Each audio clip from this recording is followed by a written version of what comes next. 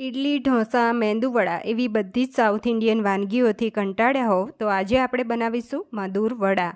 આ કર્ણાટકની ખૂબ જ પ્રખ્યાત વાનગી થોડી ઓછી જાણીતી છે, પણ ખીરું બનાવવાની કલાકોની ઝંઝટ વગર આ વાનગી ફટાફટ બની જાય છે અને કોઈ પણ સાઉથ ઇન્ડિયન વાનગીને ભૂલાવી દે તેટલી સ્વાદિષ્ટ હોય છે. એની સાથે ખાવા માટે એક સ્પેશિયલ ચટણી પણ જોઈશું. 7 નંગ નાની સાઈઝની ડુંગળી જે છોલી અને પાણીથી વોશ કરીને લીધી છે, એને આ રીતે સ્લાઇસમાં કટ કરી લેવાની.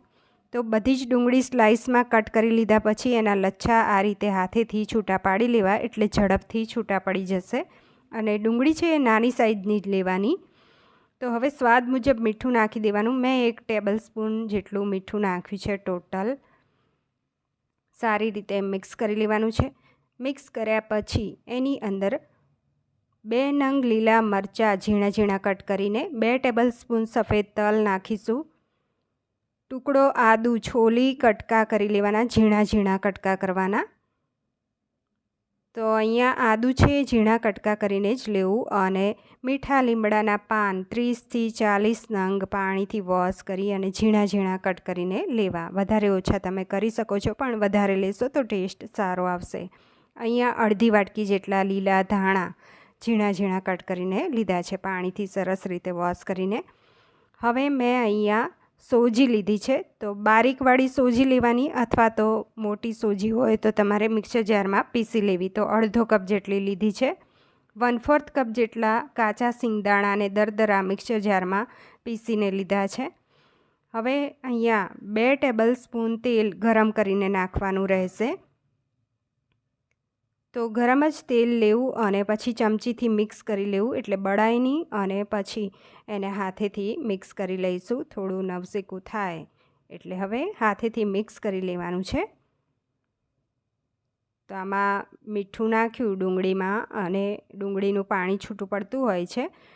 તો આ રીતે પહેલાં સોજી નાખી હવે આપણે એને સાઈડ કરી લેવાનું છે. અને આ બાજુ ચટણી જોઈ લઈએ. મિક્સર જારની અંદર 1 વાટકી ફ્રેશ કોકોનટ કટ કરીને, 3 સૂકા લાલ મરચાં, થોડા કોથમીર જે પાણીથી વોશ કરી અને દાંડી સાથે લીધી, 4 કળી લસણ, અને થોડા મેં સિંગદાણા લીધા છે જે શેકેલા છોલીને લીધા. સિંગદાણાની જગ્યાએ તમે દાળિયા લઈ શકો છો. 2 ટેબલ સ્પૂન દહીં નાખ્યું અને સ્વાદ મુજબ મીઠું નાખી અને હવે આપણે બ્લેન્ડ કરી લઈશું. તો અહીંયા બ્લેન્ડ કરવામાં થોડુંક પાણી એડ કરેલું, એટલે ચટણી સરસ તૈયાર થઈ ગઈ છે.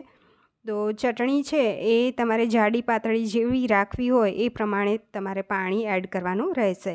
હવે એક તડકા પેનની અંદર થોડું તેલ ગરમ કરવા મૂકીએ. એમાં રાઈ નાખીશું. તો થોડી રાઈ, ચપટી હિંગ અને સૂકું લાલ મરચું એડ કરીએ. અને ગેસની ફ્લેમ બંધ કરી મીઠા લીમડાના પાન નાખી અને આ વઘાર છે એ ચટણીમાં લેવાનો છે. આ જે ચટણી છે એ તમે ખાસ બનાવજો. જે મધુર વડા એ તો ટેસ્ટી બનશે, પણ ચટણી સાથે ખૂબ જ ટેસ્ટી લાગશે. તો ચટણી તૈયાર થઈ ગઈ છે, એને સાઈડ કરી લઈએ. અને આ બાજુ છે એ આપણી સોજી પણ આની સાથે સરસ પલળી ગઈ છે. હવે એક બાઉલમાં લઈ લઈશું. તો અહીંયા હવે અડધો કપ ચોખાનો લોટ લઈશું અને અડધો કપ જેટલો મેંદો લઈશું. સારી રીતે મિક્સ કરી લેવાનું છે. તો આ બધું જ મિક્સ થઈ ગયું છે. તો અહીંયા તમારે મીઠાનું પ્રમાણ ટેસ્ટ કરી લેવાનું.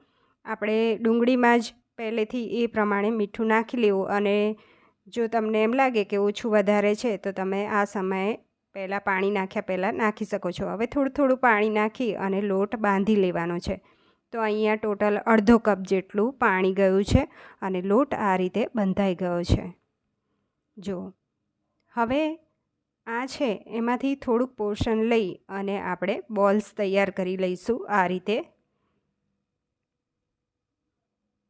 તો આ એક ટ્રેડિશનલ વાનગી છે અને જરૂર ટ્રાય કરજો. બોલ્સ બધા તૈયાર થઈ ગયા છે. હવે મેં અહીંયા થોડો 1/4 કપ જેટલો મેંદો અને 1 ટેબલ સ્પૂન ચોખાનો લોટ લીધો છે મિક્સ કરીને. અને અહીંયા એક પ્લાસ્ટિક શીટ લેવાની. તમારી પાસે દૂધની થેલી અથવા બટર પેપર હોય તો પણ લઈ શકો છો. એની ઉપર આ રીતે આપણે જે બનાવ્યો છે લોટ, 1/4 કપ મેંદો, 1 ટેબલ સ્પૂન ચોખાનો લોટ, એ આમાં ડસ્ટ કરવાનો. અને પછી બોલ્સ મૂકી ઉપર થોડો લોટ ડસ્ટ કરી અને હથેળીથી બોલ્સને આ રીતે દબાવી લેવાનો છે. તો અહીંયા જે વચમાં છે એ જાડું રહેશે અને ચારે બાજુ છે એ પાતળી કિનાર રહેશે. તો વડાની આ સ્પેશિયાલિટી છે કે વડું વચમાં જાડું હોય અને ચારે બાજુ જે કિનાર છે એ પાતળી હોય. તો બધા જ વડા છે એ વળાઈ ગયા છે. હવે કેવા તળવા એ પણ તમે ખાસ જુઓ. તેલ ગરમ કરવા મૂકી દીધું છે. તેલ સરસ રીતે ગરમ થાય એટલે ગેસની ફ્લેમ મીડિયમ કરી લેવાની છે. હવે વડાને મૂકી દેવાના.